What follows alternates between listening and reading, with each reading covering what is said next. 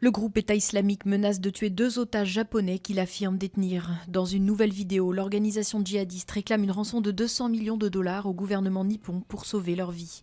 Le Premier ministre Shinzo Abe, indigné, a exigé leur libération immédiate et refusé de céder. 4 hommes suspectés dans l'enquête sur les attentats de Paris ont été déférés au tribunal. Ils pourraient être mis en examen par des juges d'instruction antiterroristes.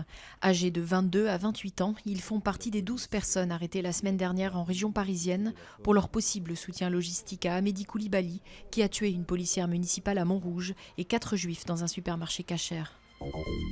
Une foule d'anonymes et de nombreux élus de Martinique sont venus dire un dernier adieu à la jeune policière assassinée à Montrouge le 8 janvier par Amédi Koulibaly. Clarissa Jean-Philippe, 26 ans, a été inhumée à Sainte-Marie lors d'une cérémonie empreinte de solennité et de tristesse à laquelle assistait la ministre des Outre-mer, Georges Paul-Langevin. Les routiers maintiennent la pression. Les négociations salariales ont repris ce matin dans le transport de marchandises alors que la grève engagée dimanche par 4 syndicats du secteur se poursuit. La précédente séance, il y a 1 mois et demi, avait échoué.